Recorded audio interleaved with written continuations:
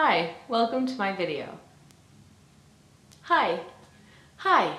Hey.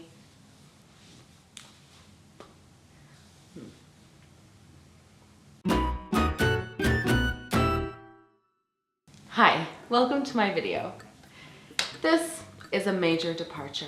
I don't typically talk to the camera because I am not comfortable in front of the camera. I'm awkward, which most people don't realize or even think that about me, because in a real life setting, I'm not awkward, but this to me is very awkward. Anyway, I usually post a recipe every Monday, but I've been feeling lately that that's a little redundant, and so today I thought I might share an experience with you. This Saturday, actually, a friend and I celebrated our 10th wedding anniversary and went out to dinner, as so many couples do for special occasions. There was a new restaurant that we noticed in our neighborhood called Hawaii, and it's an entirely plant-based vegan restaurant that offers only a tasting menu. As vegetarians and vegans, it's not often that we have the luxury of experiencing a tasting menu made just for us. So there's no a la carte menu, there are no menu options for you to look at and choose from when you go there. You sit down and it's a tasting menu. But before I get into that, it occurred to me that not everybody really knows what a tasting menu is. And it's a concept that is still kind of new to us as well. We experienced our first tasting menu last year, and we went to a restaurant called Actinolite in Toronto. And the chef was kind enough to do an entirely plant-based menu for us, and it was just such a beautiful introduction to the idea of a tasting menu. But I'm getting a little ahead of myself. To start this video off, I would like to first talk a little bit about what a tasting menu is and sort of what you can expect from a tasting menu experience. So what is a tasting menu? A tasting menu is a collection of smaller portioned dishes served together as a meal, and that is really the best way that I can think of to describe it. It's meant to be a very immersive experience. There's a flow from one dish to the next. More often than not, tasting menus are offered alongside wine pairings that accompany each dish, which further adds to the overall cohesiveness of the dining experience. Some restaurants will offer a tasting menu in addition to an a la carte menu, but some chefs specialize only in tasting menus.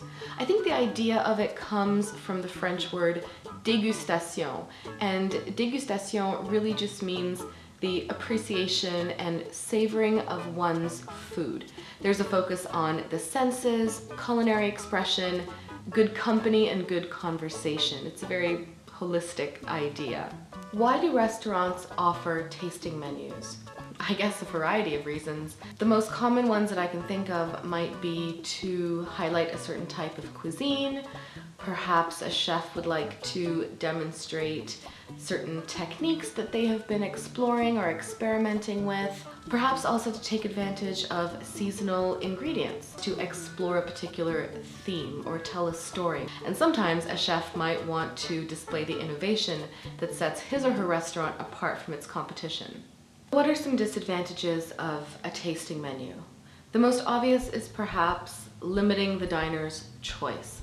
The chef sets the menu through his or her creative expression, and the diner is expected to oblige.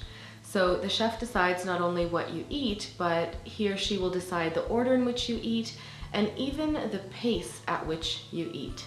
The journey is guided entirely by the chef. Now, another disadvantage is the length of time that it can take you to complete a tasting menu.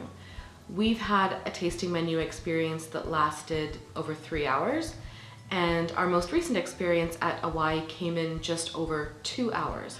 What does it have? What's the hero? Okay, so the very bottom of it is a plum chutney.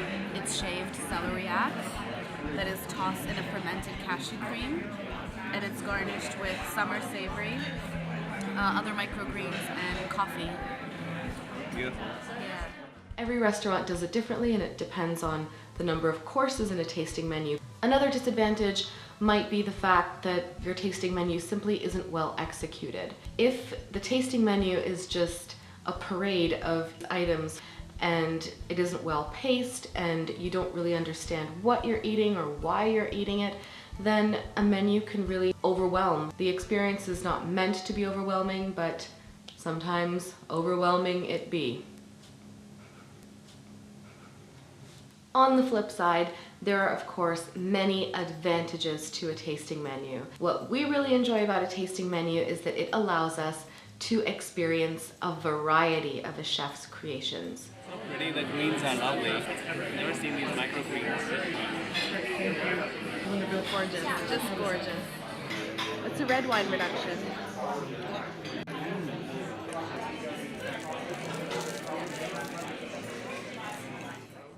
Also, if a chef has been preparing a particular tasting menu for a long period of time, then each dish gets closer and closer to perfection, if you believe that that exists.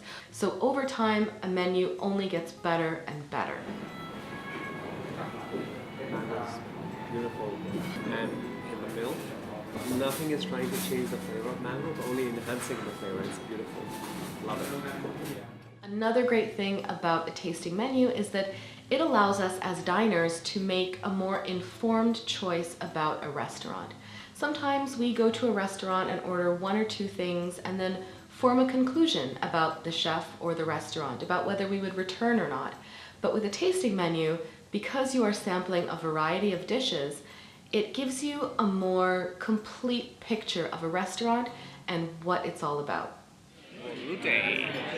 So I learned that fiddleheads are like mushrooms, and how the wrong choice of fiddlehead, or if they're not treated correctly, they could probably eat oysters.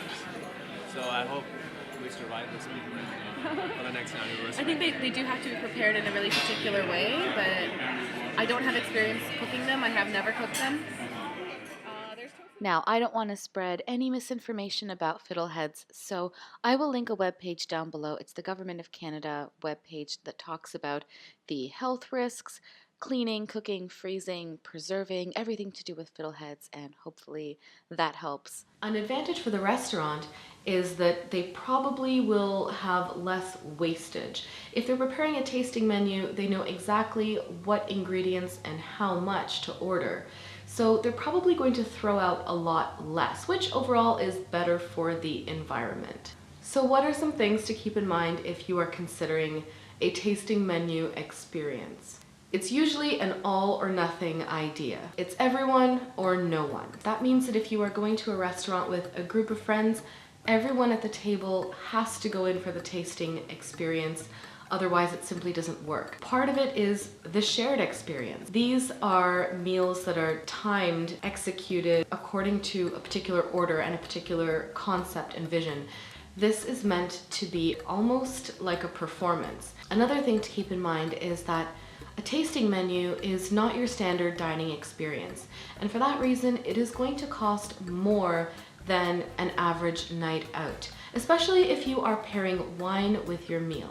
My last piece of advice would be to not have too many expectations, even though I've just pretty much told you what to expect.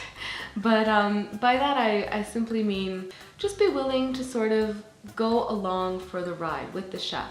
So go into it with an open mind and just enjoy every bite of it. That brings me to the end of this video. I hope you enjoyed it. Please stay tuned to this channel by hitting the subscribe button as well as the notification bell. Thank you so much for supporting my channel, and I will see you very soon with another video. Bye-bye.